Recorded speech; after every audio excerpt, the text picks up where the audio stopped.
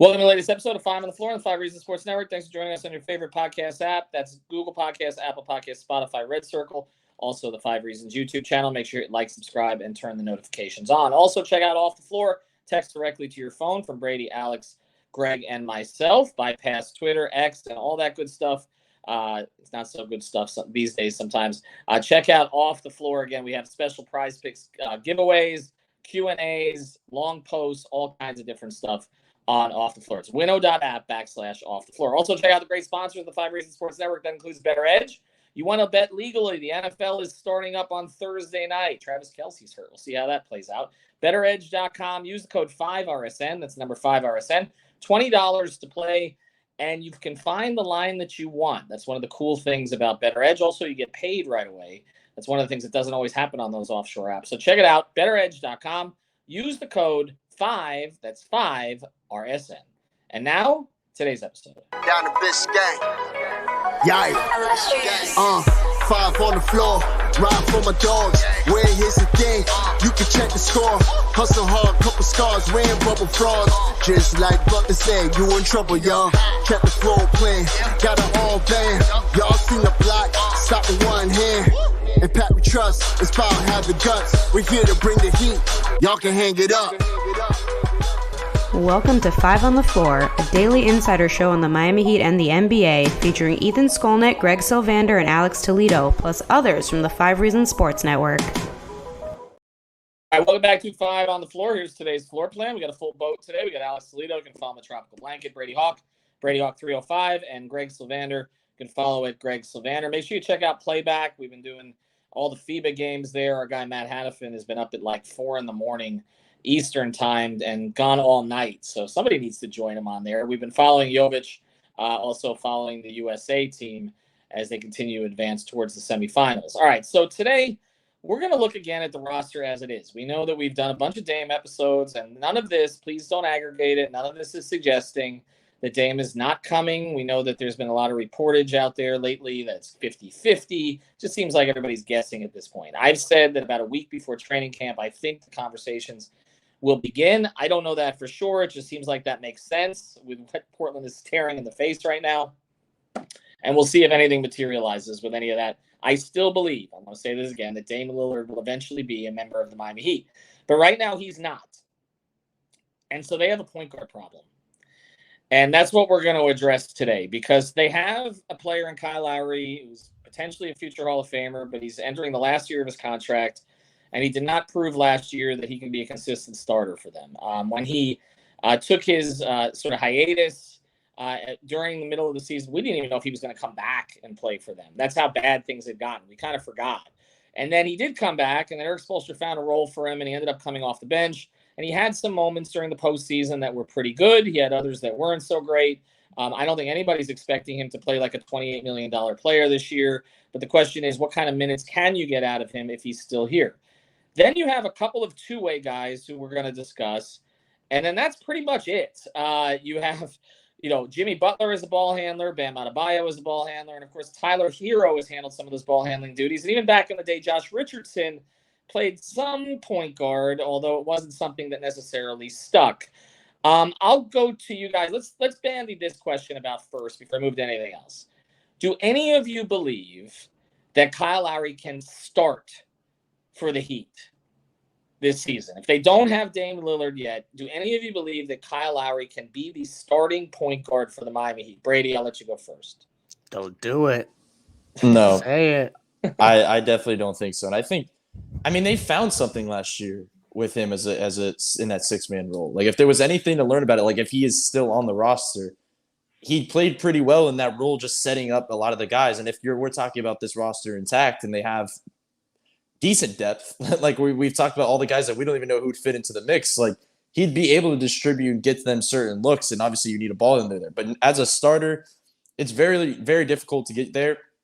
And I'll say, when you were naming ball handlers on this roster, you forgot Nikola Jovic, which I think is interesting because I think that's his case to start. Like, if there was a case for him to be made, and I know a lot of people would like to hear that and think there's a lot of case for him, obviously, to start. But, like, they need a ball handler out there. And if you're not starting Kyle and you don't have another point guard, can you run point Bam and point Jovic and just run a very Spo-like positionless offense and say, let's just go and just have everybody play point? Like, I don't know. I think they can get to that point. So that'll be an interesting way to go about it. But Kyle specifically, I don't think so. Alex, you think he can start? Any circumstance that with the current roster that he could start? If you're asking me, technically he can start, but that's not what I would do. You know what I mean? Like, in theory, you can start him at point guard, but I agree with what Brady said. I just think, and we've talked about it on other pods to a degree, like, they did find something last year, and I think, that was part of the reputation he had coming from the Raptors, that he could kind of lift up units with quote-unquote lesser talent. And I think in a scenario where they don't land Dame, the season starts, and you still have this roster, let's not talk about adding any vet minimum point guards and all that. That, we can maybe address that later on in the episode. But assuming the roster is how it stands right now, if you're going to have some of those younger guys like Jovic and Jaquez in the rotation, if you're going to bring Caleb off the bench, like, I think that's the type of talent that I could absolutely see Kyle lifting up. And I just did a quick search of how he did last season during the regular season without Jimmy and Bam, plus 3.80 net rating in those minutes. So that's without the two best players. I did include Tyler in there, but I don't feel like most of those minutes were with Tyler anyways. I just wanted to kind of get a quick look at how he performed without the two best players on the team. And they did it with good defense, with solid offense, and doing that on 30% shooting from three, which is not good. So it kind of, there's nothing fluky about the stats there from an offensive perspective. I just think in general, Kyle, it suits his game and the way he wants to play very well, where he kind of could uplift others with his pass first playmaking. He would take the threes that are there for him. And I think you saw in the playoffs that that's what it's about for him. He's going to give you better performances in the playoffs. And I think the way you can serve him throughout the season and get the most sustained productivity, not too many minutes, not too much usage, is off the bench. I think that's the place for him. Like, you can make the argument start him at point, since there's no other technically there's no other point guards on the roster that are better than him. But I'm just of the mind that, starting Tyler there, whether at officially point guard or not, would probably be the move in a scenario like that. And you let your best players figure it out with the proper fits next to them. And Kyle keeps doing his thing off the bench, whether it's with Dame or without. Ethan, Greg, though, aren't we doing this show because all of us in the back of our minds feel like for some reason they're going to roll Kyle Lowry's ass out there and start, and we're going to have to roll our eyes as that happens? Like, isn't that part of kind of why we're having this conversation, is that the options, I guess, are so limited if we're talking traditional point guards, and they're so young behind him that it almost seems like, what else are they going to do? Is it Tyler? Like, do you think that they can, in good conscience to the fan base, start Kyle Lowry? I'm interested for Ethan's point of view. Okay, well, first thing, it's not Tyler. Well, we're going to get to the Tyler part. It's not because if Tyler's here, Tyler's starting. Okay, sure. Unless he's here with Dame, and then that's another conversation that we can have, and we have had it. But if he's here and Dame is not here, Tyler's starting. It's really you're starting Jay Rich. It's who you're starting. Although it would be Tyler who takes over a lot of the ball handling responsibilities. So I guess technically, or Caleb. People would call him the point guard. Well, if Caleb's starting, which he may not be, but yeah, or Caleb's starting. Yeah, right. That's another option. But I guess it comes to this, and Greg, I think I know where you're going here, because and I know why you asked me, because you know that I don't like the idea of Kyle Lowry starting for this team anymore, and I don't think that they can do that, and I don't think that at this point they need to go back to that to appease him or in any way. And I don't even think he would expect that at this stage. So I don't think that that's going to happen. I don't think it's in the interest of anybody for him to start, which means potentially him playing more minutes, which then means you don't get any usage of him out of the end. I remember the end for Tim Hardaway, okay, with Miami. And Tim had more in the bank with the Heat, obviously, a lot more.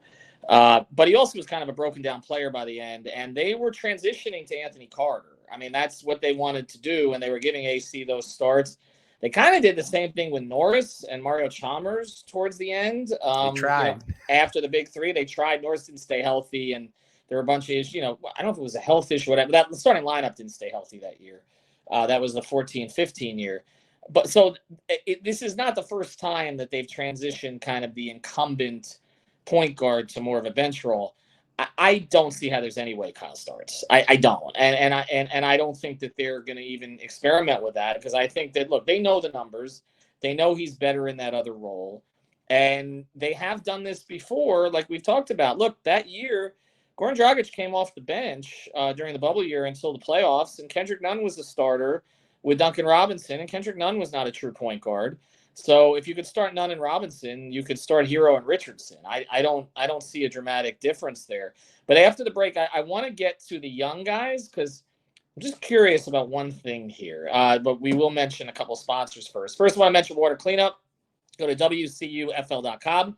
It's Water Cleanup of Florida. Reach out to Michael, Robert, and the entire team. If you've got mold damage, water damage, any kind of damage, they can help you. They're based in Boca Raton, but they service all 3 counties down here. And also, though, they have a preventative program, because we know that the insurance companies don't always take care of it after the fact for you, even if Water Cleanup does. So reach out to WCUFL.com. They can do all the inspections. They can get on their special program. It's a one-stop shop, water and mold cleanup shop. Go to WCUFL.com. If you've got the schmutz, come on, guys. They got the guts. Anyway, also want to mention Prize Picks. Use the code 5, FIVE.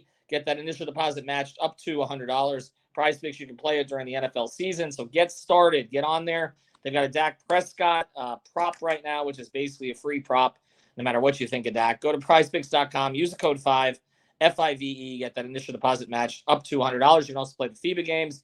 And you can play boxing, MMA, baseball, and more. All right, let's get to it. I blew that one. I'm sorry. You totally blew it. I don't know. No guts for me. Sorry, I couldn't hit mute fast enough. Anyway, is there any chance, I'll go to you first, Alex, on this, and then Brady, that either of the two ways finds their way into a low-minute starting role? Starting? Oh my God! I thought you're going into like rotation. Can one of these guys, stand out? I mean, Kendrick Nunn started as a rookie. I mean, they've done this kind of thing before. Duncan wasn't a rookie, but I threw Duncan in there just because it was his first real year with minutes, and he was a starter. But I mean, it's a good point. I don't see that though. I think if that happens though, the tiny chance that happens, if Jamari Bouye or Alondas Williams, Drew Smith, yeah, if one of those point guards is starting, then that means they absolutely went off in training camp, because that means they outplayed all these other guys, or at least were right on that level, right? I think because Tyler's, I agree with what you said. Tyler is going to be a staple, whether it's at the 1 or 2. That means he would have had to probably outplay Josh. Maybe throw Caleb in that mix too, because we're not sure what position he's going to play primarily this season. I don't see it happening, and Kyle too. Of course, I just don't see it happening. I think Bouye probably has the best chance at that happening, but even then, it's like a 30% chance. I could be really wrong here, but that would shock me. Brady, any chance? You like Bouye? I do, but I also thought you were asking the question if he could find a spot off the bench, and I was still probably going to lean no. Like I just think that's where they are. Like, we've had these same podcasts talk about the rotation, and I keep coming back to it. It's like it is so crowded. Like we keep talking about the 4 with the main 3 and Richardson. You add in Kevin Love or Jovic starting or Caleb starting. That's 3 guys right there. You still have Haywood Highsmith, you still have Jaime Jaquez, you still have Thomas Bryant, a lot of front court guys, but still a lot of guys that could potentially play. And I didn't even mention Duncan Robinson. Maybe we should do a pod on that. Yeah, maybe we should have talked about that.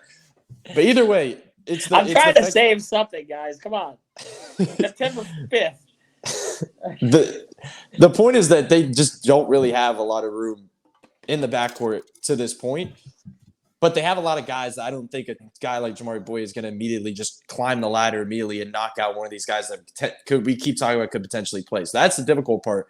And I think that's when the question becomes who takes over, makes the biggest leap as a ball handler or as a playmaker. And I think Tyler could be a big part of that. I think Jovic could be a big part of that potentially in a different dimension, just not obviously at the traditional way, but I think he could do it in different ways. And then we could go down the line, I guess, and say maybe Bam. I was saying before that if Dame was here, I think Bam would have a career year assist-wise. But maybe even if he's not here, because he still probably has to have a lot of playmaking duties even if he's not here. So I wonder how they're going to – if how much Bam plays a role in this, just because we've been talking so much about him as a scorer and being aggressive and not passing. And I feel like now we're talking about him playmaking because we just expect the guy to do absolutely everything on the basketball court at the highest level at all times. But yeah, I think it's going to be a lot of different guys and who could step up most.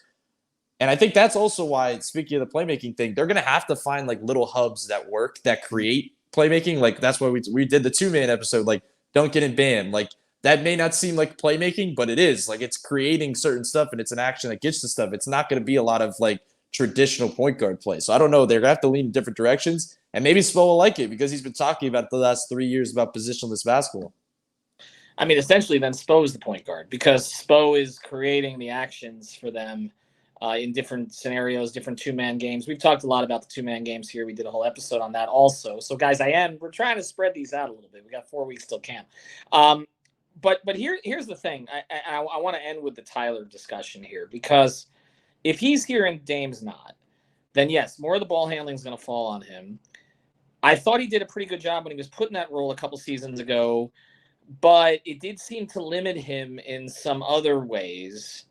And we had concerns about it. We talked about it a lot during that season about Tyler being the de facto point guard. And it feels like we with this team, it's like they cycle back to things He that took some they've blame done too before, early that season. Right. So I'm just wondering though, like, is that the best use of Tyler Herro, Greg? Like that's the other. Of course not. That's why we'll have to talk ourselves into it. But like the fact that the point guard spot is so limited and is so shallow, and we're basically having to take a player who we know would be maximized in a completely different role. And we're trying to talk ourselves into Tyler Herro because he's so talented and he could do everything on the basketball court offensively. Yeah, he could play point guard a little bit, but we're talking ourselves into it. And that tells me there's not enough on this roster at that position. And ultimately, it all cycles back to that it looks like they appear to be kind of waiting it out as if they know somebody's going to fill that spot. And like, it's just hard for me to move off that position because they've addressed nothing. And I just think it would be really weird to go into the season putting Tyler in that spot. And if they were to struggle, it further strains the relationship with Tyler and the fan base. They're expecting him to do things that I don't think he should be expected to do. It also hurts his trade value, Greg, potentially, if that's the direction that they end up going. Correct. If he struggles So in the role. That's all I'm saying. But I guess the question is what they could have done other than waiting. Like, I don't know what point guard was out there that could have really That's the thing. fixed it, right? Like, I mean, we're looking at the list. We did Dennis Smith. Well, we did this the other day, right? So Dennis Smith, and then you're still looking at DJ Augustine and Goran Dragic, who, by the way, was eating lunch today in Midtown Miami. So he's the answer. Aggregated. That's Burnley, the answer to the pod. We're done. Burnley back. Well, he's not going to start, but yes, we did a podcast on that the other day. He's got a better chance of starting than Bouye. Oh, I don't know about that. I don't know.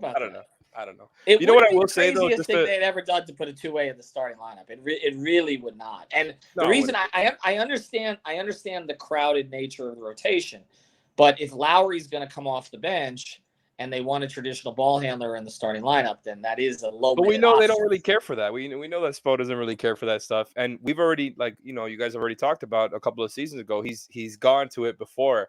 And I honestly don't I feel like, again, let's say the Dame thing doesn't happen and they start the season off with this roster. I think once he does get asked about that inevitably about Ira, he's going to tell Ira that it's positionless and that it's not really Tyler playing point guard. And I happen to agree. Like, I don't think it's going to be, Tyler is going to be pounding the ball and making the plays and, trying to get everybody involved. Like, everybody's going to get their usage. Everybody's going to get their shots.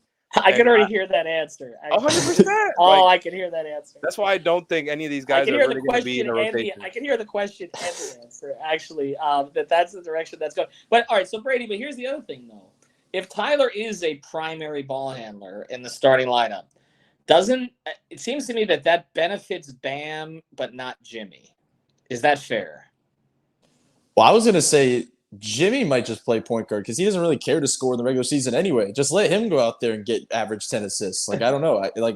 There's different ways I guess they can work around it. But I guess Tyler has the ball. Like, Tyler Bam pick and rolls. I think we keep Right. talking about 2-man games. Like that would benefit, but like I don't know if they would just. We've talked a lot about like if Dame was in Miami, how he crosses half court and it's immediately they're drawing attention. He has to set screens higher. Maybe it's a situation like Tyler rolls into half court and starts running pick and rolls with Bam and gets some easier opportunities. I guess that could be a different look.